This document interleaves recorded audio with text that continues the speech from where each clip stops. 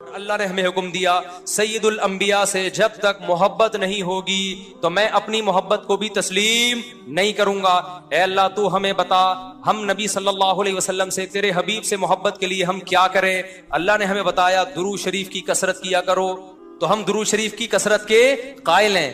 ہم نبی سے پوچھتے ہیں کہ آپ اللہ کے سفیر ہیں یا رسول اللہ ہم آپ پہ درود کیسے پڑھیں. ہمارے نبی نے وہ بھی ہمیں بتا دیا.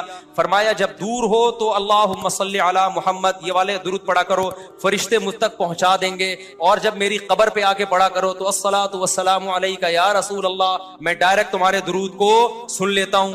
تو ہمارے پاس اس بارے میں بھی ہدایات کیا ہیں, واضح ہدایات ہیں. اور درود پڑھنے سے عقیدہ توحید مضبوط ہوتا ہے. کیوں؟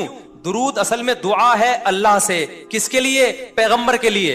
اس میں اور عقیدہ بنتا ہے کہ بھائی پیغمبر بھی اللہ کی رحمت کے محتاج ہیں, تبھی تو ہمیں کہا جا رہا ہے پیغمبر کے لیے دعائیں مانگو. ہاں ہماری دعا کے محتاج نہیں ہے, اللہ نے تو ویسے بھی پیغمبر پہ رحم کرنا ہے, لیکن ہم انگلی کٹا کے اپنا نام شہیدوں میں لکھوا لیتے ہیں. تو ہمیں اللہ نے اپنے حبیب سے محبت کے اظہار کا یہ موقع دے دیا. ہم جب پیغمبر سے پوچھتے ہیں یا رسول اللہ ہر عبادت کے لیے کوئی خاص وقت ہوتا ہے جس میں اس عبادت کی فضیلت بڑھ جاتی ہے. روزہ عام دنوں میں رکھو 3 روزوں کا ثواب 10 نیکیوں 10 روزوں کا ثواب, رمضان میں رکھو گے تو ثواب بڑھ جائے گا. تو یا رسول اللہ ہم آپ پہ جب درود پڑھے تو کوئی ایسا دن ہے کوئی ایسا ٹائم ہے جس میں درود پڑھنے سے ہمیں ثواب زیادہ ملے گا؟ آپ صلی اللہ علیہ وسلم نے فرمایا ہاں جمعے کے دن درود پڑھنے کا ثواب حدیث کا مفہوم ہے عام دنوں سے زیادہ ہے. اس لیے ہمارے جتنے بھی اکابر ہیں وہ جمعے کے دن درود شریف کی کثرت کیا کرتے تھے. یا رسول اللہ آپ اللہ کے حبیب ہیں, اللہ نے قرآن میں حکم دیا ہے من یطیع الرسول فقد اطاع اللہ, جو پیغمبر کو فالو کرے گا پیغمبر کی بات مانے گا وہ ایسے ہی ہے جیسے اللہ کی. تو آپ ہمیں بتائیے درود شریف ہم نے بلند آواز سے پڑھنا ہے یا آہستہ آواز سے؟ ہمارے نبی نے ہمیں تلقین کی کیسے؟ آہستہ آواز سے. یا رسول اللہ درود ہم نے انفرادی طور پہ پڑھنا ہے یا جتھے بنا کے پڑھنا ہے؟ آپ صلی اللہ علیہ وسلم نے فرمایا دیکھو آخر میں ایک جنتی فرقہ ہوگا, وہ ہوگا جس پر میں اور میرے صحابہ کا عمل. صحابہ نے جتھے بنا کے درود کی محفلیں نہیں لگائی ہیں. جس صحابی کو جہاں موقع ملا انہوں نے کثرت سے پیغمبر پر درود پڑھا. ہم نے اپنے اکابر کو دیکھا ہے, اپنے علماء کو دیکھا ہے, آج بھی بزرگان دین کو دیکھا ہے, کوئی مسجد کے اس کے کونے میں بیٹھ کے تسبیح ہاتھ میں لے کے درود شریف پڑھ رہا ہوگا, کوئی مسجد کے اس کونے میں بیٹھ کے. میرے شیخ اور اپنے علماء مشائخ کو میں نے دیکھا ہے جب مسجد نبی میں جاتے ہیں 2 گھنٹے 1 گھنٹے 2.5 3 گھنٹے عصر سے مغرب تک کا پورا ٹائم پیغمبر صلی اللہ علیہ وسلم کے روضہ رسول کے نبی کے روضے کے قریب سارا ٹائم درود شریف میں گزار دیتے ہیں.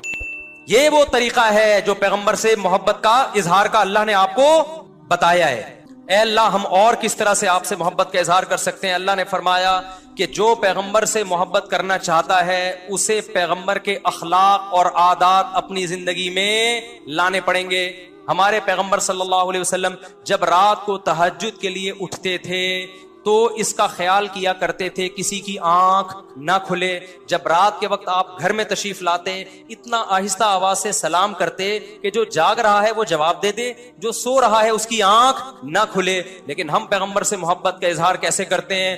موبائلوں کے سگنل کیا ہو گئے؟ بند. یہ محبت کا اظہار کا کیا ہے؟ اتنے بڑے جلوس ناچ گانے اور جو میوزک موسیقی اور تھرکنا اور پھڑکنا اور روڈ بلاک کر دینا, سیکیورٹی کے مسائل کا کھڑا ہو جانا گورنمنٹ کے لیے, اور کس قدر لوگوں کو تکلیف اور اذیت پہنچنا. تو یہ پیغمبر صلی اللہ علیہ وسلم کی سیرت بولو نہیں ہے. یا رسول اللہ ہم آپ سے محبت کے اظہار کے لیے کون سا حلوہ پکا سکتے ہیں؟ ہم نبی سے محبت, جب تک پیغمبر سے محبت نہ ہو ایمان قابل قبول نہیں ہے. لیکن محبت کا انداز وہ ہوگا جو اللہ کے رسول نے بتایا ہے. یا رسول اللہ ہم آپ کی یاد میں کون سا حلوہ پکائیں, کتنی بریانی کی دیگیں آپ کی یاد میں؟ نبی نے فرمایا جو مجھے یاد رکھنا چاہتا ہے وہ روزے رکھے, کیونکہ نبی صلی اللہ علیہ وسلم نے فرمایا بخاری مسلم کی حدیث بدترین برتن جو بھر جائے وہ انسان کا پیٹ ہے. یا رسول اللہ ہم کتنا کھائیں آپ کی یاد میں؟ نبی نے فرمایا میری یاد میں مجھے خوش کرنا چاہتے ہو, اللہ کو خوش کرنا چاہتے ہو تو کھانا نہیں بلکہ کھانا چھوڑنا پڑے گا, ناغے کرنے پڑیں گے, روزے رکھنے پڑیں گے. آپ نے فرمایا بہترین روزہ داؤد علیہ السلام کا روزہ ہے, 1 دن روزہ 1 دن ناغا, 1 دن روزہ 1 دن ناغا. نہیں آئی بات میرا خیال ہے سمجھ میں؟ پیٹ بھرنے سے منع کیا, موٹاپے سے منع کیا. نبی صلی اللہ علیہ وسلم نے فرمایا، بخاری کی حدیث، سب سے بہترین امت میری، پھر اس کے بعد خیر القرون قرنی ثم الذین یلونہم ثم الذین یلونہم. پھر آپ نے فرمایا اس امت میں برائی آئے گی. وہ برائی کیا ہوگی؟ زیادہ کھانا، جس کی وجہ سے موٹاپا پھیل جائے گا. بخاری مسلم کی حدیث ہے. کھانے سے پتلا ہوتا ہے، موٹا ہوتا ہے. نبی فرما رہے میری امت میں جو سب سے پہلے برائی آئے گی جھوٹ اور موٹاپا. یہ بخاری کی حدیث ہے. ایک موٹاپا وہ ہوتا ہے جو نیچرلی ہوتا ہے، بہت سے اللہ والوں کو بھی ہم نے دیکھا ہے وہ بائی نیچر موٹے ہوتے ہیں، بھاری ہوتے ہیں، اس سے یہ کوئی گناہ نہیں ہے. وہ صحابہ کرام میں بھی تھے. یہاں اس موٹاپے کی برائی بیان ہو رہی ہے جو حلوے مانڈے کھانے کی وجہ سے ہو. چاہے 11ویں شریف کے نام پہ کھاؤ، چاہے 12ویں شریف کے نام پہ نہ کھاؤ، جب کھاؤ گے اس سے خدا خوش نہیں ہوگا. کھانے سے پرہیز کرو گے تو خدا کیا ہوگا؟ خوش ہوگا. آپ کہتے ہو ہم کھلاتے ہیں، کھاتے بھی تو ہو، اور جن کو کھلا رہے ہو وہ کون سا وہ لوگ ہیں جن کو 2 وقت کا کھانا نہیں ملا؟ وہ 6 محفلوں کے کھانے 11ویں پھوڑ کے آئے ہوئے ہوتے ہیں آپ کے پاس. ہم فراق یار میں گھل گھل کے ہاتھی ہو گئے، اتنے گھلے رستم کے ساتھی ہو گئے. یار کا فراق، یار کی جدائی، اس میں گھل گھل کے عاشق موٹا ہوتا ہے کہ دبلا ہوتا ہے؟ بولو نا، دبلا ہوتا ہے. لیکن شاعر کہہ رہا ہے آج کا جو عاشق ہے وہ یار کی جدائی میں گھل گھل کے ہاتھی ہو رہا ہے، بجائے پتلے ہونے کے کیا ہو رہا ہے؟ موٹا ہو رہا ہے. اتنا گھلتا ہے کہ رستم پہلوان کا ساتھی بن جاتا ہے. اسلام میں بھوکا رہنا سنت ہے، پھوڑنا پھاڑنا کھانا پینا یہ سنت نہیں ہے. 40 دن نبی کے گھر میں چولہا نہیں جلا. اور اگر آپ کھاتے ہو کھاؤ، مذہب کا لیبل مت لگاؤ اس پہ. کھانے پر پابندی نہیں ہے، مذہب کا لیبل تو مت لگاؤ نا کہ یہ بہت ثواب کا. میں بھی جاتا ہوں نہاری کھاتا ہوں الحمدللہ، پھوڑتا ہوں، لیکن یہ نہیں کہتا سنت پہ عمل کر رہا ہوں میں، یہ نہیں کہتا میں. بھائی دل چاہ رہا تھا کھا لیا ہم نے، متزل العالیہ جو سامنے آیا کھا لیا. سنت کا لیبل نہیں. سنت جب ہے جب روزہ رکھوں گا. جیسے نہیں کھاؤں گا یار آج فاقہ کرو، پھر بتاؤں گا ولاگ بناؤں گا، دیکھو آج میں فاقے سے ہوں. سنت ہے یہ. پھوڑنے پھاڑنے کے بھی ولاگ ہم بناتے ہیں بس نہاری کے فضائل سنانے کے لیے کہ اتنی مزے کی. سنت سمجھ کے نہیں پھوڑتے. آپ آج ہماری سوسائٹی کھانے کو مذہب سمجھنا شروع کر دیا ہے. مذہب نہیں ہے کھانا، فاقے مذہب ہے، بھوکا رہنا مذہب ہے. وقت بہت ہو گیا ہے، کہنے کے لیے بھی بہت کچھ ہے، لیکن کیا کریں. میرا مقصد کسی کا مذاق اڑانا نہیں ہے. ایک آخری بات کر کے اپنے بیان کو ختم کرتا ہوں. کل کوئی میرے سامنے کلپ آیا، اس کلپ میں کسی نے یہ کہا کہ غوث اعظم چاند پہ پہنچے تھے. واللہ عالم کسی کے پاس رپورٹ آئی ہوگی. اچھا، بہت سے لوگوں نے الٹا سیدھا لکھا ہوا تھا، برا بلا کہا ہوا تھا. کیا وہ کہہ رہا تھا کہ امریکہ تو بعد میں چاند پہ گیا ہے، غوث اعظم پہلے چلے گئے تھے. اچھا، نیچے سب ملے جلے کمنٹس آ رہے تھے نا. ایک نے بڑا اچھا کمنٹ کیا، اس نے کہا اگر کوئی غیر مسلم بھائی یہ کلپ دیکھ رہے ہیں تو خدا را اسلام کو برا نہ سمجھیں، یہ جھوٹی خبر ہے. سمجھ رہے ہیں نا؟ یعنی اس بندے کو یہ خیال ہوا کہ یار یہ ہمارے آپس کے مسئلے ہیں، چاند پہ گئے تھے نہیں گئے تھے یہ رپورٹیں ہم کرتے رہیں گے. لیکن غیر مسلم جب یہ مذہبی اسکالر سے یہ بات سنے گا تو وہ کہے گا کہ یار یہ ہے اسلام. یہ اس پہ فخر کر رہے ہیں کہ انگریز ایک تو جا نہیں رہے چاند پہ ہیں، جانا تو ہم کو چاہیے تھا نا. کیا خیال ہے؟ ایک تو جا نہیں رہے ہیں، اوپر سے عذر لنگ بدتر از لنگ، عذر ایسا پیش کر رہے ہیں کہ ہم تو پہلے جا چکے ہیں. تو اس نے یہ لکھا کہ غیر مسلم کو کہا کہ کوئی غیر مسلم بھائی یہ دیکھ رہے ہو تو یہ اوریجنل اسلام نہیں ہے. یہ بڑا اچھا کمنٹس کیا، مجھے اس سے بڑا سبق ملا. میں نے کہا یار ہم ربیع الاول میں محرم میں جو کچھ بھی کریں یار، آپ دل کھول کے حلوے بھی کھائیں، مانڈے بھی، اور ناچیں بھی، اور گائیں بھی، اور جو بھی کرنا ہے کرو. غیر مسلم کو بس یہ بتا دو یہ اوریجنل اسلام نہیں، تاکہ وہ بدگمان نہ ہو. جب غیر مسلم محرم میں ہمیں ماتم کرتا ہوا دیکھے گا، خون بہاتا ہوا، وہ اس اسلام کی طرف مائل ہوگا؟ بولو نا. اس میں اٹریکشن نماز کو دیکھ کے مائل ہوتا ہے، روزے کو دیکھ کے مائل ہوتا ہے، حج کو دیکھ کے مائل ہوتا ہے. لیکن محرم میں جو ہم خون بہا رہے ہیں، اپنا ہی خون بہا رہے ہیں، اس عمل کو دیکھ کے غیر مسلم ہماری طرف مائل نہیں ہو. جو کچھ ربیع الاول میں ہم کر رہے ہیں اس عمل کو دیکھ کے غیر مسلم اسلام کی طرف مائل نہیں ہوگا. تو آپ سب کچھ کرو لیکن ہندوؤں کو سکھوں کو بتا دو کہ یہ سچی مچی کا اسلام نہیں ہے. سچی مچی والا اسلام وہ ہے جس میں رمضان کے روزے ہیں، جس میں پیر جمعرات کا روزہ ہے. مسلمان صبح اٹھتا ہے، سحری کے وقت میں کھاتا ہے اللہ کے لیے، سارا دن بھوکا پیاسا رہتا ہے. شام کو جب افطاری پہ دسترخوان پہ بھوک پیاس کے بعد کھانا رکھا ہوتا ہے اور اس کے منہ میں جب پہلا نوالا جاتا ہے تو پھر یہ دعا پڑتا ہے ذهب الظما، پیاس چلی گئی، وابتلت العروق، رگیں تر ہو گئیں، وثبت الاجر انشاءاللہ، اور جس خدا کے لیے ہم نے بھوک پیاس برداشت کی ہے اس خدا نے ہمارے نام اعمال میں روزے کا اجر لکھ دیا ہے. غیر مسلم اس اسلام کو دیکھ کے متاثر ہوگا جس میں آپ ماں باپ کے قدموں میں جنت تلاش کر رہے ہوگے. غیر مسلم اس اسلام کو دیکھ کے متاثر ہوگا جس میں گرل فرینڈ کا بھنگی اور چماروں والے رشتوں کا کوئی تصور نہیں ہے، جس میں عورت سے وفائے بیوی بنا کے گھر لے کر آؤ، اس کی اولاد کے کفیل بن جاؤ. یہ ہے وہ پیارا اسلام جو کس نے دیا ہے؟ جو اللہ نے ہمیں دیا ہے، جس کو دیکھ کر لاکھوں کروڑوں غیر مسلم مسلمان ہوئے ہیں. اور جو اسلام کا رخ آج پیش کیا جا رہا ہے, دھرنے اور روڈ بلاک اور یہ سب, یہ والا اسلام کبھی بھی غیر مسلم اس کی طرف مائل نہیں ہوگا. تو جیسے اس نے غوث اعظم کی کوئی غیر مستند کرامت بیان کر دی نا, چاند پہ پہنچنے والی, جس کا کوئی ثبوت نہیں ہے, تو نیچے کسی نے کمنٹس کر دیے, کوئی غیر مسلم بھائی, اس نے کے الفاظ تھے, غیر مسلم بھائی کو میں یہ بتاتا چلوں یہ سچی مچی والا اسلام نہیں ہے. تو آپ جو کچھ بھی کریں ایک بورڈ لگا دیں, بھائی یہ ہمارا اپنا اسلام ہے, یہ سچی مچی والا اسلام نہیں ہے. سچی مچی والے اسلام میں قبر ایک بالے سے اونچی نہیں ہوتی. سچی مچی والے اسلام میں قبریں پکی نہیں ہوتی. سچی مچی والے اسلام میں حلوے مانڈے نہیں ہوتے. پوری دنیا کے ڈاکٹر اس پر متفق ہیں کہ میٹھا کھانا انسان کی صحت کے لیے انتہائی نقصان دہ ہے. میں کینسر کے اسپیشلسٹ سے ملا ہوں, ان کا کہنا ہے کہ سگریٹ اتنی نقصان دہ نہیں ہے جتنے حلوے نقصان دہ ہیں. نہیں ہے میرا خیال بات سمجھ, سگریٹ سے زیادہ نقصان دہ کیا چیز ہے؟ حلوے. کیونکہ سگریٹ سے وزن نہیں بڑھتا, میٹھے سے وزن بڑھتا ہے, اور وزن بڑھنے سے بلڈ پریشر بھی ہے, شوگر بھی ہے, کینسر بھی ہے, 20 بیماریاں ہیں. سگریٹ سے صرف کینسر ہے. یہ ڈاکٹر کی رپورٹ پیش کر رہا ہوں, ہوائی فائرنگ نہیں ہے. اس پہ ریسرچ پیپر بھی دکھا سکتا ہوں آپ کو. تو اسلام اس چیز کو کیسے پروموٹ کرے گا جس میں تیزے پہ بھی کھانا ہے, 40ویں پہ بھی کھانا ہے, 11ویں پہ بھی کھانا ہے, 13ویں پہ بھی کھانا ہے, اور جناب ربیع الاول پہ بھی کھانا ہے, 10 محرم کو حلیم کی دیگ ہے, ہر تھوڑے دن بعد کوئی نہ کوئی کھانے کا پروگرام چل رہا ہوتا ہے. اسلام میں صرف ایک کھانا ہے, 2 کھانے خاندانی. ایک بقرعید کا کھانا, اس میں بھی میٹھا نہیں ہے, اس میں کیا ہے؟ گوشت. ایک عید الفطر کا کھانا, اس میں میٹھا ہے لیکن بہت تھوڑا, کھجور کے چند دانے. اور ایک ولیمے کا کھانا ہے جو شادی کے بعد ہوتا ہے, جو بعض لوگوں کو 4 دفعہ نصیب ہوتا ہے. اس میں بھی گوشت ہے, میٹھا نہیں ہے. اس میں بھی اولم ولو بشات, نبی نے فرمایا ولیمہ کرو اگرچہ بکرے کے ذریعے کیوں نہ ہو, ایک بکری کیوں نہ ہو. اسلام ایسی خوراکوں کو پروموٹ ہی نہیں کرتا جسے کھا کے آپ چوڑے ہو جائیں. گوشت کھا کے چوڑا نہیں ہوتا آدمی, موٹا نہیں ہوتا, کاربوہائیڈریٹ کم ہے اس میں. اور آپ میٹھے کو فوکس کر رہے ہو, یہ والا کیک. میرے پاس تو مٹھائی کے ڈبے لا کے نا لوگوں نے, جو آ رہا ہے مٹھائی کا ڈبہ لے کے آ رہا ہے گفٹ میں. میں پہلے گھر میں دیتا تھا, بچے کھاتے تھے, اب میں نے گھر میں دینا بھی چھوڑ دیا. میں نے کہا میں اپنے بچوں کو کیوں تباہ کروں اپنے ہاتھوں سے یار. لڈو کھا کے لڈو جیسے بن جائیں گے وہ. ہم نے اپنے بچوں کو فوکس کیا, انڈے کھاؤ, گوشت کھاؤ, دودھ پیو. میٹھے کو میں پروموٹ نہیں کرتا گھر میں زیادہ, سمجھتے ہو. اور ہمارے یہاں مشہور کیا, کھانے کے بعد میٹھا کھانا سنت ہے. پٹانگ باتیں کر رہے ہو یار تم. کھانے کے بعد کھانا ہی کہاں سنت ہے کہ اس کے بعد میٹھا کھانا بھی سنت ہو.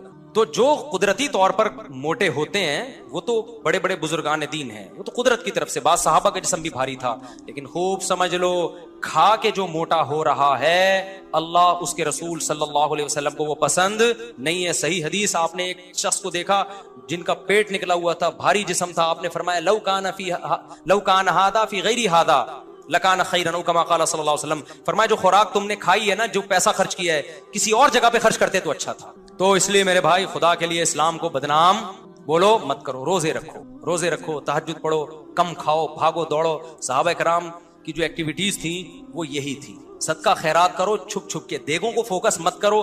دیگ سے غریب کو فائدہ نہیں ہوتا, دیگ جیسا ہو جائے گا وہ غریب بھی, اس کے پاس تو علاج کے پیسے بھی نہیں ہیں. چپکے سے لے جا کے غریب کو صدقہ کر دیا کرو. فرمایا ان اللہ و ملائکتہ, بے شک اللہ تعالیٰ اور اس کے فرشتے, یصلون علی النبی, نبی پر رحمت بھیجتے ہیں. یعنی فرشتے تو رحمت کی دعا کرتے ہیں اور اللہ رحمت بھیجتا ہے. یا ایھا الذین آمنوا, اے لوگو جو ایمان لائے ہو, صلو علیہ, نبی پر خصوصی رحمت بھیجا کرو جس کو اردو میں درود کہا جاتا ہے. وسلموا, اور سلامتی بھیجا کرو, تسلیما, سلامتی, خوب سلامتی بھیجا. تو یہ آیت, جب اس آیت کی وجہ سے علماء نے یہ مسئلہ فقہاء نے بیان کیا کہ زندگی بھر میں ایک مرتبہ درود بھیجنا ہر مسلمان پہ فرض ہے, کیونکہ اللہ نے حکم دی. اور الامر بشیء لا یقتضی التکرار, جب کسی بات کا آرڈر دیا جاتا ہے نا تو وہ ایک دفعہ کرنے سے وہ آرڈر پورا ہو جاتا ہے. تو اللہ نے ہمیں درود کا حکم دیا, تو زندگی میں ایک دفعہ بھی اگر ہم درود پڑھ لیں گے تو یہ فرض ادا ہو جائے گا. جیسے کہ کلمہ توحید زندگی میں ایک دفعہ پڑھنا فرض ہے, باقی جتنا پڑھیں اتنا اچھا ہے. اور جب کسی مجلس میں نبی صلی اللہ علیہ وسلم کا ذکر کیا جائے تو ایک مرتبہ اس میں درود پڑھنا واجب ہے, فرض نہیں ہے. فرض اور واجب ایک اصطلاح ہے. فرض کا مطلب ہوتا ہے جس کی دلیل یقینی اور قطعی ہو. تو چونکہ قرآن نے درود پڑھنے کا حکم دیا تو وہ چونکہ یہ نہیں اللہ نے کہا کہ ہمیشہ پڑھتے رہا کرو, بلکہ پڑھو تو ایک دفعہ پڑھنا اس قطعی یقینی دلیل کی وجہ سے فرض ہے. تو فرضیت ایک ایسی چیز ہوتی ہے جس کا انکار کرنے سے انسان کافر ہو جاتا ہے, کیونکہ اس کی دلیل بہت مضبوط ہوتی ہے. اور دوسری حدیث میں آتا ہے کہ وہ شخص بخیل ہے کہ میرے سامنے اس کا تذکرہ کیا جائے اور مجھ پر درود نہ پڑے. تو اس حدیث, یہ چونکہ خبر واحد ہے, کیونکہ ظاہر ہے قرآن جس طرح تواتر کے ساتھ ثابت ہے, اس طرح اخبار آحاد جو خبر واحد ہوتی ہیں وہ اس طرح تواتر کے ساتھ ثابت نہیں ہوتی, تو اس میں تعویل کا بھی امکان ہوتا ہے. تو اس لیے فقہاء, خاص طور پر احناف جو ہیں, فقہاء حنفیہ, انہوں نے فرض اور واجب ایک ٹرم بنائی ہے شرعی مسائل کو سمجھانے کی، تو اس لیے انہوں نے کہا کہ جب کسی مجلس میں نبی کا نام آئے نا تو اس مجلس میں ایک دفعہ کم سے کم درود پڑھنا واجب ہے۔ واجب کا درجہ تھوڑا سا فرض سے نیچے ہوتا ہے کیونکہ وہ حدیث سے ثابت ہے، تو اور پھر جب بار بار نبی کا نام آئے تو پھر بار بار پڑھنا واجب نہیں کیونکہ اس میں حرج ہے۔ ہاں مستحب ضرور ہے کہ جتنی دفعہ پڑھیں، جب بھی نبی صلی اللہ علیہ وسلم کا نام آئے تو لازمی درود شریف پڑھا کریں، یہ تو مستحب ہے۔ نبی صلی اللہ علیہ وسلم نے فرمایا جس شخص نے مجھ پہ ایک دفعہ درود پڑھا اللہ اس پر 10 رحمتیں نازل کرتے ہیں اور اس کی 10 خطاؤں کو معاف کرتے ہیں۔ تو بہت زیادہ فضیلت ہے درود شریف پڑھنے کی، اور یہ بڑی عجیب بات ہے کہ درود شریف جو ہے یہ اصل میں اللہ کی عبادت ہے۔ یہاں میں آپ کو ایک دلچسپ مسئلہ بھی بتاتا چلوں۔ شرعی مسئلہ یہ ہے کہ جب ہم کوئی منت مانتے ہیں نا، منت کہ اگر اللہ نے میرے مریض کو شفا دے دی تو میں اتنے روزے رکھوں گا، میں یہ کروں گا، میں یوں کروں گا، تو اس عمل کو منت کہا جاتا ہے کہ باقی اگر آپ ٹھیک ہو گئے تو آپ پر لازم ہوتا ہے کہ آپ وہ کام کریں۔ تو منت میں یہ ضروری ہے کہ آپ جس چیز کی منت مانیں وہ عبادت مقصودہ ہو اور اس کی جنس میں سے لازم بھی ہو، یعنی عبادت میں کامل عبادت ہونی چاہیے، وہ عبودیت کا عنصر اس میں ہو۔ جیسے آپ نے منت مانی کہ اگر جو ہے میں امتحان میں پاس ہو گیا تو میں 3 روزے رکھوں گا، تو روزے عبادت ہے، مقصود ہے، یعنی عبادت مقصودہ میں سے۔ لیکن اگر آپ نے منت مانی کہ میں اگر امتحان میں پاس ہو گیا تو میں وضو کروں گا، تو وضو چونکہ مقصود نہیں ہے، عبادت مقصودہ نہیں ہے، وضو سے مقصد تو نماز ہوتی ہے، تو وہ منت آپ کے اوپر لازمی نہیں ہوگی۔ آپ نے اگر منت مانی کہ جی میں صدقہ کروں گا، تو صدقہ عبادت مقصودہ ہے اور اس کی جنس میں سے جو زکوٰۃ ہے وہ واجب بھی ہے۔ روزے کی جنس میں سے رمضان کا روزہ واجب ہے۔ آپ نے نفل نماز کی منت مانی تو بھی منت پورا کرنا آپ پر لازم ہے، کیونکہ نفل نماز جو ہے وہ عبادت بھی ہے اور اس کی جنس میں سے یعنی فرض نماز آپ پر لازم بھی ہے۔ تو اگر دونوں میں سے ایک شرط بھی نہیں پائی جائے گی تو منت پھر منعقد ہی نہیں ہوتی ہے۔ جیسے آپ نے کہا کہ میں جو ہے وہ اگر امتحان میں کامیاب ہو گیا، پاس ہو گیا، تو میں جو ہے اپنے والدین کی خدمت کروں گا، تو یہ خدمت ثواب تو بہت ہے لیکن عبادت مقصودہ نہیں ہے، عبادت مقصودہ نہیں ہے، تو یہ منت آپ پر پورا کرنا لازم نہیں ہوگی۔ خدمت تو کرنی چاہیے، ماں باپ کی خدمت سے بڑھ کر تو دنیا میں کوئی نیکی نہیں ہے، لیکن عبادت مقصودہ نہیں ہے۔ مقصودہ کا مطلب نماز، حج، یہ سب چیزیں جو ہے نا مقصود میں آتی ہیں۔ یہ کسی عارضے کی وجہ سے اللہ نے ہمیں حکم دیا کہ تاکہ ماں باپ کو پریشانی نہ ہو۔ یہی وجہ ہے کہ اگر خدمت کے محتاج نہیں ہوتے تو پھر خدمت واجب بھی نہیں ہوتی، ان کی خدمت کے محتاج ہوتے ہیں تو واجب ہوتی ہے۔ لیکن نماز تو جب بھی ٹائم آئے گا آپ پر لازم ہوگی، زکوٰۃ تو سال گزرنے کے بعد جب بھی صاحب نصاب ہوں گے آپ پر لازم ہوگی، چاہے غریبوں کو ضرورت ہو یا نہ ہو، آپ پر تو زکوٰۃ واجب ہوتی رہے گی۔ تو اب علماء کا اختلاف ہوا ہے کہ اگر کوئی شخص درود شریف کی منت مانتا ہے تو کیا اس پر درود شریف کی منت پوری کرنا لازم ہے؟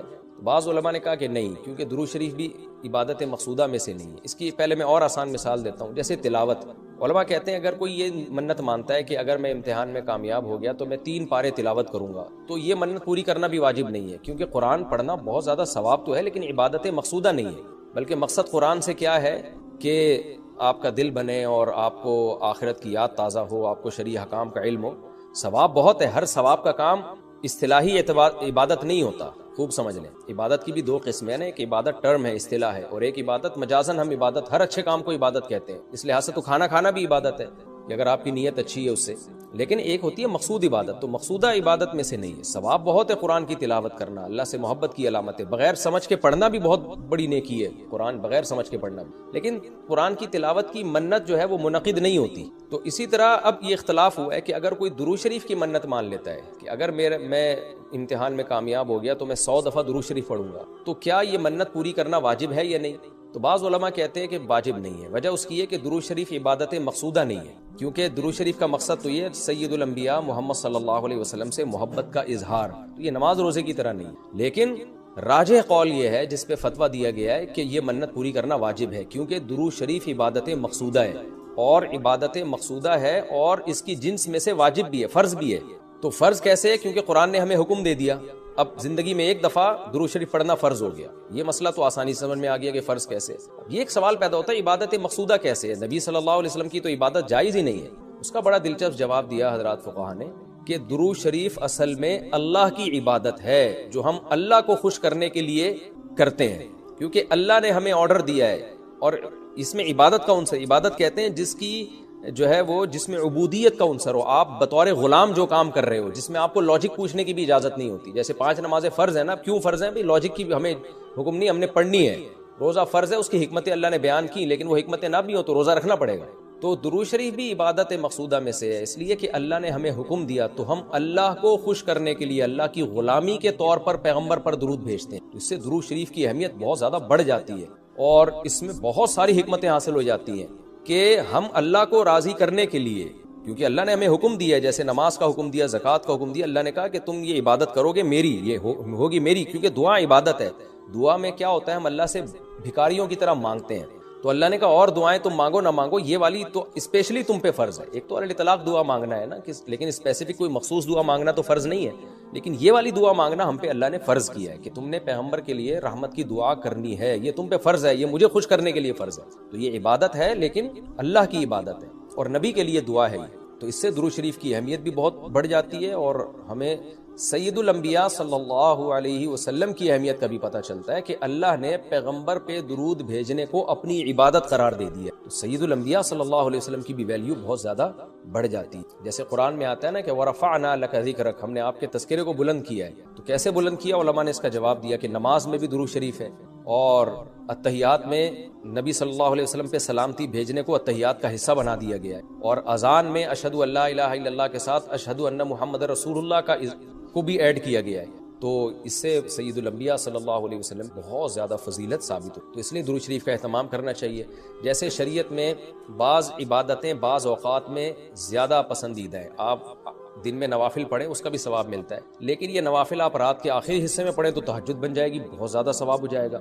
آپ روزہ رکھیں عام دنوں میں ثواب ہے، پیر جمعرات کو زیادہ ثواب ہے، ایام بیز میں زیادہ ثواب ہے، رمضان کا تو بہت ہی زیادہ ثواب ہے، عاشورہ کا بھی ثواب ہے. تو جیسے جتنی بھی عبادتیں ہیں وہ خاص دن اور خاص اوقات میں ان کی فضیلت بڑھ جاتی ہے. تو ایسے ہی درود شریف کے بارے میں حدیث میں آتا ہے کہ عام دنوں میں بھی درود شریف میں بہت ثواب ملتا ہے، لیکن صحیح حدیث سے یہ بات ثابت ہے کہ جمعے کے دن درود شریف پڑھنا عام دنوں سے زیادہ افضل. اسی وجہ سے ہمارے اکابر کا ہمیشہ سے معمول رہا ہے، جو ہم نے دیکھا بھی ہے کہ وہ جمعے کے دن خاص طور پر عصر کی نماز کے بعد درود شریف پڑھنے کا بہت زیادہ اہتمام. اور جب وہ عمرے کے لیے یا حج کے لیے جاتے ہیں تو بھی مسجد نبوی میں اکثر وہ میں نے دیکھا ہے اپنے بڑوں کو کہ وہ عصر کی نماز کے بعد نا مسجد نبوی میں صرف درود شریف ہی پڑھتے ہیں بیٹھے. تو وہ جگہ ایسی ہے کہ جہاں سید الانبیاء صلی اللہ علیہ وسلم کا روضہ اطہر ہے سامنے، اور پھر وہاں جمعے کا دن بھی ہو تو، اور پھر عصر کا وقت جو ہے وہ قبولیت کا وقت ہوتا ہے جمعے کے دن.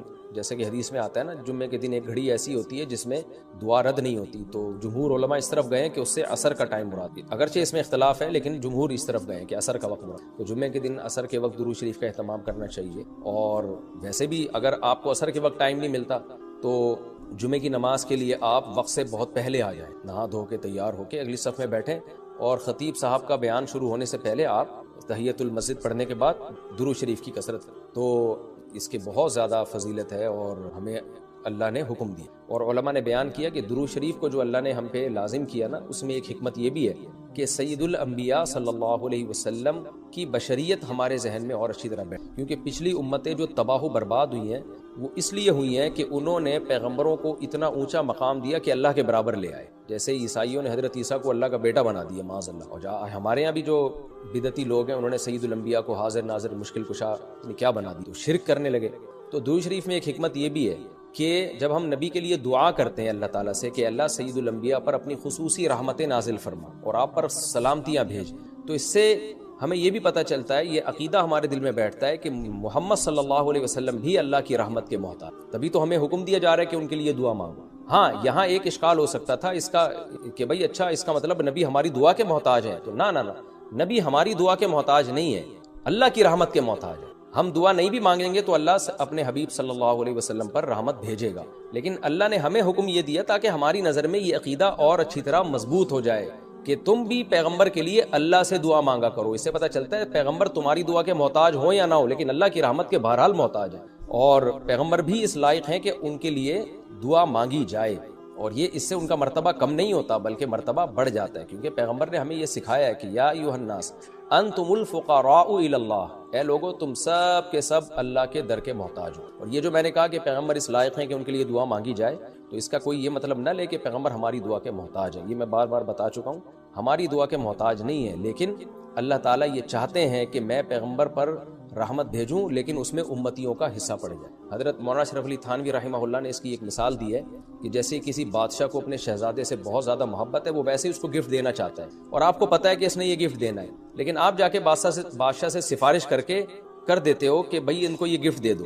اس میں آپ کا مقصد یہ ہوتا ہے کہ بادشاہ نے تو کرنا ہی ہے, تو بادشاہ کے دل میں ہمارا مقام بھی بڑھ جائے گا کہ دیکھو جو کام میں چاہتا ہوں تو یہ بھی مجھ سے وہی چاہتا ہے, اور اس سے نبی صلی اللہ علیہ وسلم سے بھی آپ کا تعلق بڑھ جائے گا, اور یعنی جو شہزادہ ہے نا اس سے بھی تعلق بڑھ جائے گا آپ کا. تو جب ہم اللہ سے دعا مانگتے ہیں نبی کے لیے تو ہمارا اللہ کا ریلیشن بھی بڑھتا ہے, اس سے اللہ خوش ہوتا ہے کہ دیکھو میرے حبیب کے لیے یہ بھی مجھ سے کہہ رہے ہیں رحمت بھیجنے کا, اور سید الانبیاء سے بھی ہمارا تعلق بڑھ جائے گا. قیامت کے دن یہ چیز سفارش میں معاون اور مددگار ہو سکتی ہے. ان الذین یؤذون اللہ ورسولہ, بے شک وہ لوگ جو اللہ اس کے رسول کو تکلیف پہنچاتے ہیں. اللہ کو تو ظاہر ہے کوئی تکلیف نہیں پہنچا سکتا, یہاں بھی مجازاً اس کو تکلیف سے تعبیر کیا, اللہ کے حکام کی نافرمانی, اور یعنی اللہ نے اپنے رسول کی تکلیف کو اپنی تکلیف قرار دیا. لعنہم اللہ فی الدنیا والآخرہ, ان پر دنیا اور آخرت میں لعنت ہو, کیونکہ منافقین یہی کام کر رہے تھے نا. میں نے بتایا کہ سورت کا حاصل یہی ہے, اس میں اہم مضمون یہی بیان ہوا. وَأَعَدَّ لَهُمْ عَذَابًا مُهِينًا, اور اللہ نے ان کے لیے ذلت والا عذاب تیار کر کے رکھا ہے. وَالَّذِينَ يُؤْذُونَ الْمُؤْمِنِينَ وَالْمُؤْمِنَاتِ, اور وہ لوگ جو مومنین اور مومنات کو تکلیف دیتے ہیں, عام مسلمانوں کو تکلیف دیتے ہیں, بِغَيْرِ مَكْتَسَبُوا, بغیر اس کے کہ جو انہوں نے کمایا, یعنی ایسے کاموں کو ان کی طرف منسوب کر کے تکلیف دیتے ہیں جو کام انہوں نے کیے نہیں ہیں, پروپیگنڈا کرتے ہیں, بدگمانیاں پھیلاتے ہیں. تو فقد احتملوا بہتانا, تو تحقیق ان لوگوں نے بہت بڑا بہتان اٹھا لیا. بہتان کہتے ہی بہت بڑے جھوٹ کو ہیں. وہ اثما مبینہ, اور کھلا گناہ, کیونکہ تکلیف کا ایک ذریعہ یہ بھی ہے کہ کوئی بھی اچھا کام کر رہے ہو آپ اس کی نیت میں شک کرنا شروع کر دو, حالانکہ وہ بری نیت نہیں تھی اس کی, کہ چلو ہے اللہ تو کیا کریں گے بھئی, اللہ ہے نا تو ٹھیک ہے. بہت خوشی ہوئی ہمیں یہ سن کے کہ ہم کسی کو مانتے ہیں, اس کا نام کیا ہے, اللہ ہے. نہیں بھائی, یہ مسئلہ بھی حل نہیں ہوا. یہ اس کی مثال سے بات سمجھاتا ہوں پھر سمجھ میں. مثال میں گھریلو مثالیں دوں نا جو جس میں ہم سب بھگت رہے ہوتے ہیں, وہ والی مثال زیادہ سمجھ میں آتی ہے. دیکھو آپ گیس بجلی کا بل دیتے ہوں گے, جتنے بھی شادی شدہ مظلوم لوگ یہاں بیٹھے ہوئے ہیں, گیس بجلی کا بل, بچوں کے اسکول کی فیسیں, سارے خرچے آپ اٹھا رہے ہیں. بیگم کی طرف سے آپ کو محبت نہیں مل رہی. فرض کرو میں ان بیگموں کی بات کر رہا ہوں جو یہاں بیان میں موجود نہیں ہے, تو بیان سننے بھی نہیں ہے. آپ کہتے ہو بھائی بیگم آج میرا سر بہت درد کر رہا ہے, تھوڑی سی چائے بنا دو. بیگم کہتی میرے پاس ٹائم نہیں. آپ کہتے ہو میں تمہارا شوہر نہیں ہوں, ہاں آپ میرے شوہر ہیں, لیکن میرے پاس ٹائم نہیں. بیگم آج تم اپنی ماں کے گھر نہ جاؤ, آج میں تنہائی محسوس کر رہا ہوں, آج گھر میں ہی رہو. نہیں میں تو آج جاؤں گی, اپنی میں کہ جاؤں گی, آج میرا موڈ ہے کہ میں اپنی ماں سے ملوں. بیگم میں تمہارا شوہر نہیں ہوں, آپ میرے شوہر ہیں. آپ جو کام کہہ رہے ہیں وہ نہیں مان رہے, لیکن کہتی میں آپ کو اپنا شوہر مانتی ہوں. ایک دن آپ غصے میں آ کے بولیں گے مت کہو کہ میں تمہارا شوہر ہوں, خدا کے لیے یہ جملہ نہیں بولو, اس کے علاوہ کچھ بھی بول دو. آپ بولو گے نا ایک دن غصے میں آ کے, یار جب تم میرے کسی کام کی نہیں ہے تو خام خواہ میں شو مارنے کے لیے یہ کیوں بولتی ہے کہ آپ میرے شوہر ہیں. ایک دن ہوتی ہے نا لڑائیوں میں, یہی بعض دفعہ الٹا بھی معاملہ ہو جاتا ہے. جب آپ بیگم کی کوئی ذمہ داری پوری نہیں کر رہے اور آئی لو یو کہتے ہیں, بیگم غصے میں آ کے کہتی ہے کہ یہ ڈائلاگ کہیں اور جا کے بولا کر بھائی, تو بہت الو بنا رہا ہے. ہوتا ہے نا بھائی, مت کہو مجھے میں تمہاری بیوی ہوں, گھروں میں چل رہا ہوتا ہے. باپ کہہ رہا ہوتا ہے مت کہے یار تو میں تیرا باپ ہوں, مانتا تو ایک بھی نہیں ہے. جب سے ہمارا جو سوسائٹی لبرلزم کی طرف جا رہی ہے نا, مذہب ختم ہو رہا ہے, تو مجھے جو گھروں کے واقعات سامنے آتے ہیں نا, بیٹا باپ لگتا ہے اور باپ کیا لگ رہا ہوتا ہے, بیٹا. جو حرکتیں آج کل ہماری ینگ جنریشن کی چل رہی ہیں. تو اب ایک بات میں آپ سے کرتا ہوں کہ ہم نے یہ کہہ دیا کہ اللہ کیا ہے, کریٹر ہے. اب سوال پیدا ہوتا ہے کہ کیا کریں پھر. تو بھائی بات اب یہاں سے شروع ہوئی ہے, صحیح ہے نا. کسی کو جو آپ کا ریلیشن ہے نا وہ مان لینا آسان کام نہیں ہوتا. جب آپ نے بچے کے سامنے کہہ دیا میں تمہارا باپ ہوں, اس کا مطلب اب اسکول کی فیسیں کون بھرے گا, تمہارا باپ بھرے گا. کہتے ہیں نا تیرا باپ بھرے گا. بیمار ہو جائے گا تو اسپتال میں علاج کون کرائے گا, تیرا باپ کرائے گا. کہتے ہیں نہیں کہتے. تو اب ہر چیز, تو جب کہہ دیا لا الہ, جب ہم نے مان لیا کہ اللہ ہے, تو قرآن خود اس کلمے میں اللہ اعتراف کراتے ہیں لا الہ, پھر اس کے سوا کوئی معبود نہیں ہے. کیا مطلب, وہ معبود ہے. معبود کی ڈیفینیشن کیا ہے, عبد کہتے ہیں غلام کو. اب کسے کہتے ہیں, یہ والا غلام نہیں جس کو ہم گھر میں سرونٹ کہتے ہیں, خادم کہتے ہیں. یہ غلام تو سیلری پہ ہوتا ہے, جب جو کام اس کے ذمہ لگایا جائے بس اسی کا پابند ہوتا ہے. سارا دن آپ کے ہر کام کا یہ ذمہ دار نہیں ہوتا, اس کی ڈیوٹی ہوتی ہے. لیکن عربی میں جو عبد کا تصور ہے, غلام کا تصور ہے, وہ یہ کہ سر کے بال سے لے کے پاؤں کے ناخن تک اس پر اپنی مرضی نہیں چلے. حتیٰ کہ غلام جو کماتا تھا نا وہ بھی اس کے مالک کا ہوتا تھا, وہ بھی مالک کا ہے, ساری پیسے لا کے مالک کو پکڑا ہے. تو جب ہم نے کہہ دیا لا الہ, الہ کہتے ہیں معبود. معبود یہ ہے عابد, غلام، اور جو جس کی غلامی کی جاتی ہے اس کو کیا کہتے ہیں؟ معبود۔ تو اگلے جملے میں اس میں آپ نے یہ اعتراف کر لیا کہ ہم کس کے غلام ہیں؟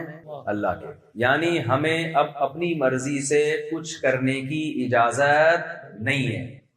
اب کس کی چلے گی؟ اللہ کی چلے گی، وہ جو کہے گا وہی ہوگا۔ اس نے کہہ دیا سود حرام ہے۔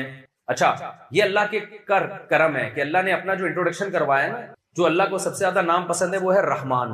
آقا بہت سارے قسم کے ہوتے ہیں، ظالم بھی ہوتے ہیں، بالکل ہی نچوڑ کے رکھ دیتے ہیں غلاموں کو۔ تو اللہ نے کہا کہ تم سر کے بال سے لے کے پاؤں کے ناخن تک میرے غلام ہو، مگر میں سلوک تمہارے ساتھ غلاموں والا نہیں کروں گا۔ سلوک ایسا کروں گا جیسے ایک ریاست ہوتی ہے، کچھ مینجمنٹ کے لیے کچھ قوانین وہ دے دیتی ہے، لیکن اس میں تمہارا خیال زیادہ رکھتی ہے۔ تو میرے احکام ایسے ہوں گے جس میں تمہارا فائدہ ہے۔ ایسا نہیں کرنا کہ صبح سے لے کے رات تک تمہاری کوئی خواہش ہی پوری نہ ہو، نہ نہ نہ، تم کھا بھی سکتے ہو، پی بھی سکتے ہو، شادی بیاہ بھی کر سکتے ہو، اولاد بھی پیدا کر سکتے ہو، جاب بھی کر سکتے ہو، ٹریولنگ بھی کر سکتے ہو۔ کلو من الطیبات، کھانے میں ایک شرط ہے، گند نہ کھانا۔ کیا کھانا؟ پاکیزہ چیزیں۔ چائنا والوں کے سامنے کتا آ جائے، پیل دیں گے کتے کو۔ حقیقت ہے پتہ ہی نہیں چل رہا ہوتا ان میں کتا ہے کون۔ کیا خیال ہے؟ کتا بھی تھوڑا تہذیب سے کھاتا ہے۔ وہ کیا کرتے ہیں؟ کتے کو، زندہ کتے کو جلتی بھی کڑھائی میں ڈال کے پکاتے ہیں۔ یہ تو کتا پن ہو گیا کہ نہیں ہو گیا؟ ایسے حرکتیں تو کتا بھی نہیں کرتا۔ انسان کی رحم کرو یار جانور کے اوپر۔ اب زندہ کتا ڈال رہے ہو یار اس کے اندر پکانے کے لیے۔ سور کھایا جا رہا ہے اور شرابیں پی جا رہی ہیں۔ تو اللہ میاں نے کہا میں نے انسان کو اشرف المخلوقات بنایا، یہ میرا غلام ہے، اس کو مجھ سے پوچھ کے کھانا ہے کہ کیا حلال ہے اور کیا حرام۔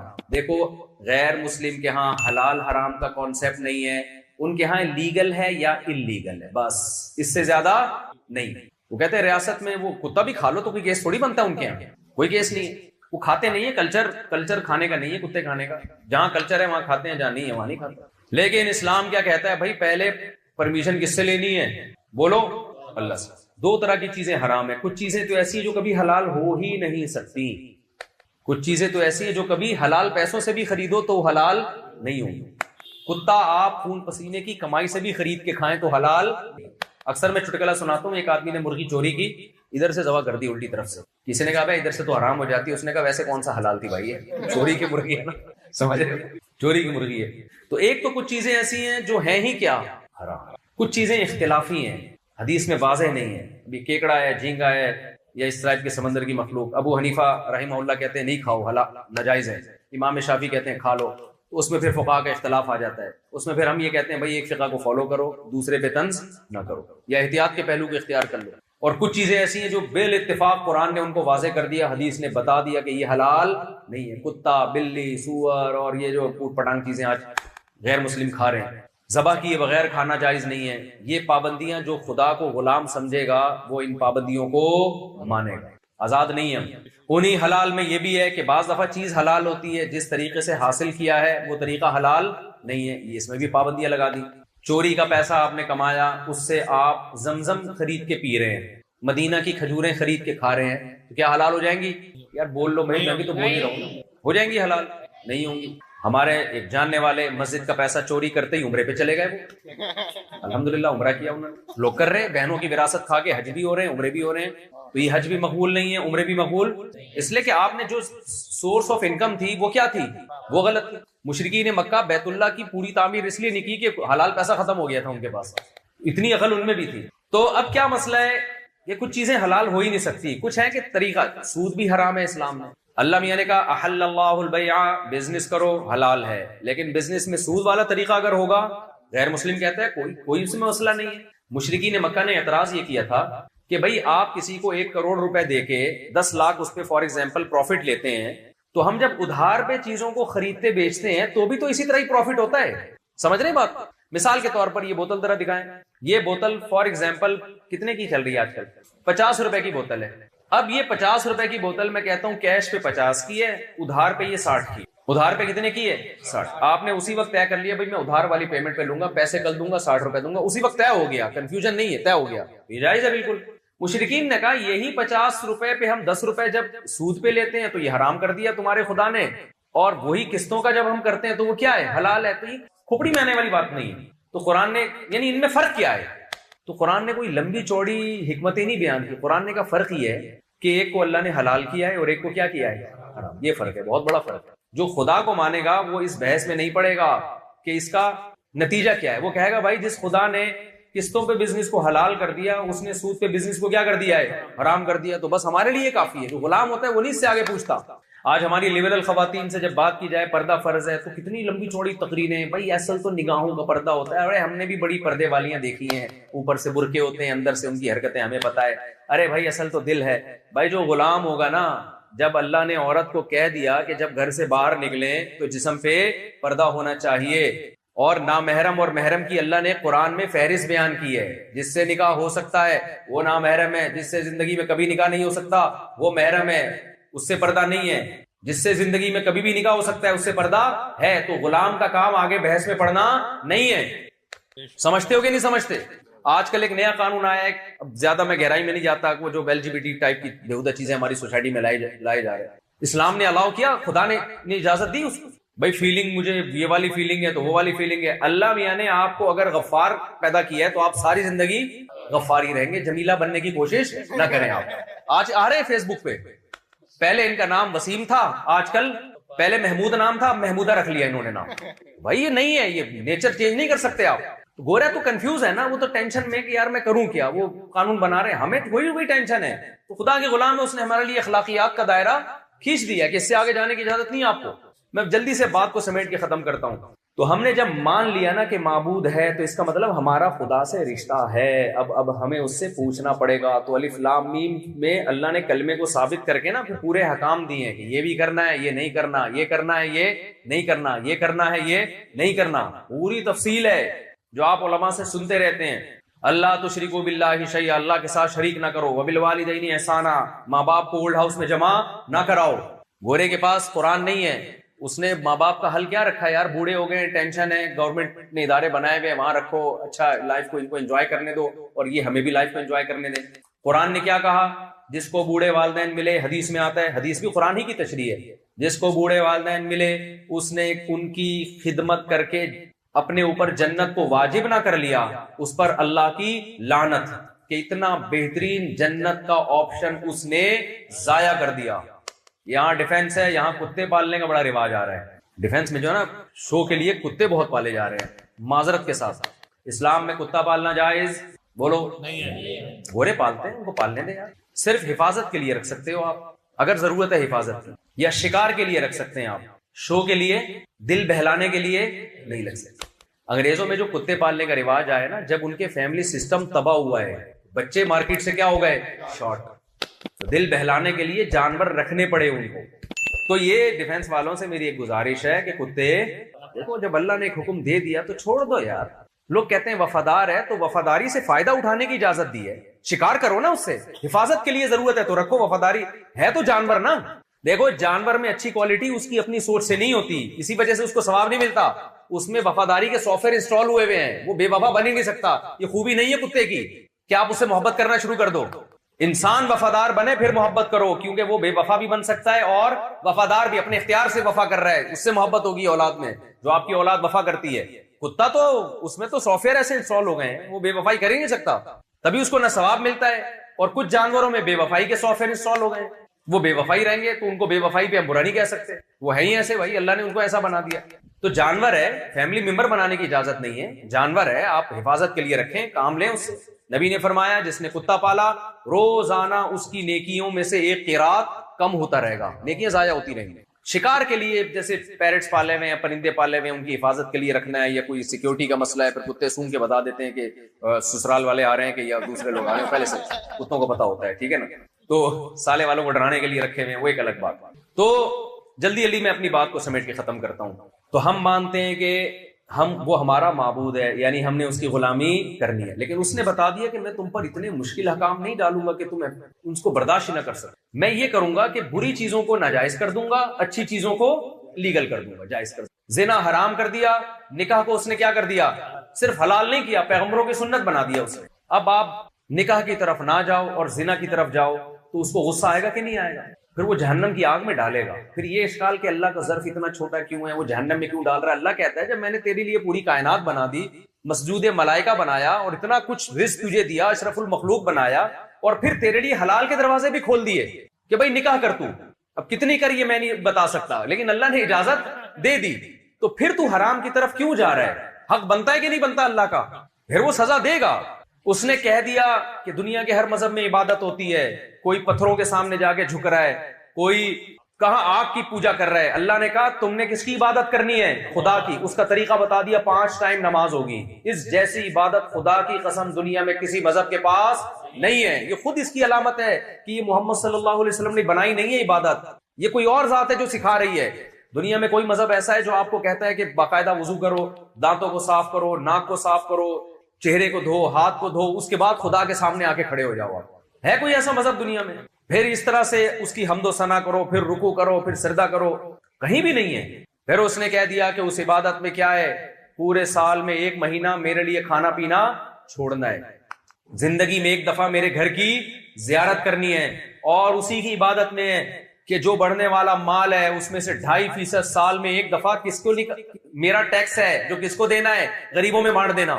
کوئی بتاؤ کوئی غلط حکم اس میں نظر آ رہا ہے؟ کتنا تھوڑا سا رکھ دیا 2.5% یار، وہ بھی سال میں۔ اس سے زیادہ گورنمنٹ ہم سے نچوڑ لیتی ہے پورا، اور ریٹرن میں دیتی کچھ نہیں ہے۔ یہ گٹر دیے ہیں جو ڈھکن لیس گٹر ہیں، دیکھ لو نا، ڈھکن لیس گٹر۔ ہم کس کے غلام ہیں بھائی؟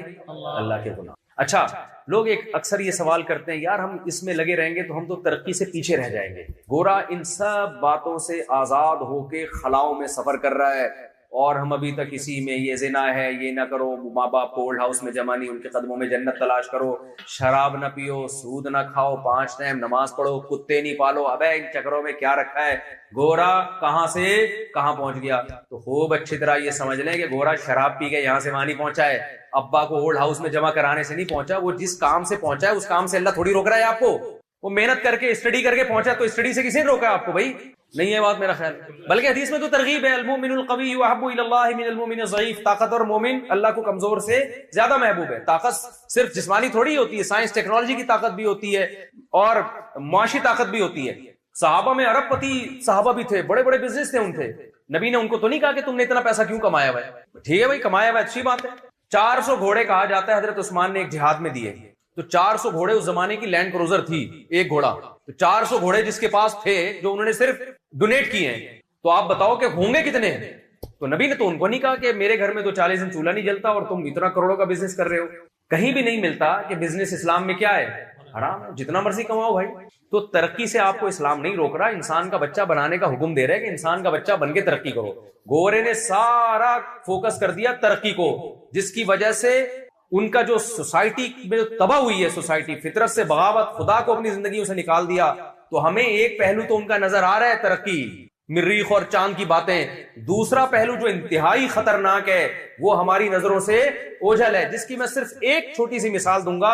اتنی ترقی کر کے بھی خودکشیوں کا ریشو سب سے زیادہ اس کنٹری میں ہے جو سب سے زیادہ ترقی یافتہ ہے۔ اس کا مطلب کوئی بہت بڑا ٹیکنیکل فالٹ ہے، کوئی بہت بڑا فالٹ ہے کہ جو سب کچھ ہو کے بھی کیا ہو رہا ہے، جو انسان کا ایک مقصد ہے خوشیاں ملے اس کو، وہ پھر بھی نہیں مل رہی۔ تو یہ قرآن کا میرے بھائی پیغام تھا، تو آج سے توبہ کرو، پہلا تو یہ عزم کرو ہم کس کے غلام ہیں؟ اللہ کے۔ اچھا، کلمے کا آخری مطلب یہ کہ معبود بھی صرف وہی ہے، اس کے علاوہ کوئی نہیں ہے، وہی ہے۔ معبود تو ہے لیکن ہے بھی صرف وہی، اس کے علاوہ ہم کسی کو نہیں مانتے معبود ہونے میں۔ یہ 4 پیغام اس کلمے میں اللہ نے ہمیں دیے ہیں، تو اپنی زندگیاں اس پیغام کے مطابق لانے کی کوشش کریں۔ اللہ مجھے بھی عمل کی توفیق عطا فرمائے اور آپ حضرات کو بھی عمل کی توفیق عطا فرمائے۔ یہ کہہ رہے ہیں کانسیپٹ کلیئر نہیں ہوا تھا کہ کتنی شادیاں اسلام میں کر سکتے ہیں۔ آپ کا نام کیا ہے؟ بلال بھائی پوچھ رہے ہیں، تو بھابھی ان سے خود ہی الجھ لیں بعد میں۔ بلال بھائی پوچھ رہے ہیں کتنی شادیاں کر سکتے ہیں؟ بلال رحمت اللہ یہ پوچھ رہے ہیں کتنی شادیاں کر سکتے ہیں۔ تو آپ تو میرڈ ہیں نا ماشاءاللہ؟ ہاں، تو بس وہ اب آپ کو گھر جا کے پتا چلے گا کہ آپ کتنی کر سکتے ہیں۔ ویسے تو صرف 4 کر سکتے ہیں، اس سے زیادہ کی اجازت نہیں۔ ابھی ان کے کہنے پہ میں دیکھیں پورا بیان ایک طرف اور اب بات کیا چل رہی ہے۔ اقبال بھائی پوچھ رہے ہیں، صالح صاحب یہ پوچھ رہے ہیں کہ بیوی سے اجازت کی ضرورت ہے یا نہیں۔ وہ پورے بیان کا، اب لوگ مجھے کہتے ہیں ہر وقت مفتی صاحب شادیوں پہ بات کرتے ہیں، تو اقبال بھائی نام بتا دیں۔ اقبال بھائی پوچھ رہے ہیں کہ بیوی سے اجازت ضروری ہے یا نہیں۔ دیکھو اگر بیوی سے اجازت ضروری ہو تو پھر تو کوئی بھی نہیں کر سکتا، کیا خیال ہے؟ تو اللہ تعالیٰ سے دعا ہے کہ اللہ تعالیٰ ہمیں سمجھنے کی، عمل کی توفیق عطا فرمائے، اور جو یہاں قرآن پڑھا گیا اس کی برکتیں اللہ نصیب کرے، اس گھر میں بھی اللہ اپنی خصوصی رحمتیں اور برکتیں نازل کرے اس قرآن کی برکت سے۔ اللہ تعالیٰ ہمیں سمجھنے کی، عمل کی توفیق عطا فرمائے۔ وما علینا الا البلاغ۔ بہت اچھی بات ہے، یہ بھی معجزہ ہے نا قرآن کا۔ اسکول کا نام جی انٹیلیکس، اچھا مولانا عبدالستار صاحب والا، اچھا جی، اللہ تعالیٰ مبارک کرے جی آپ کو بہت۔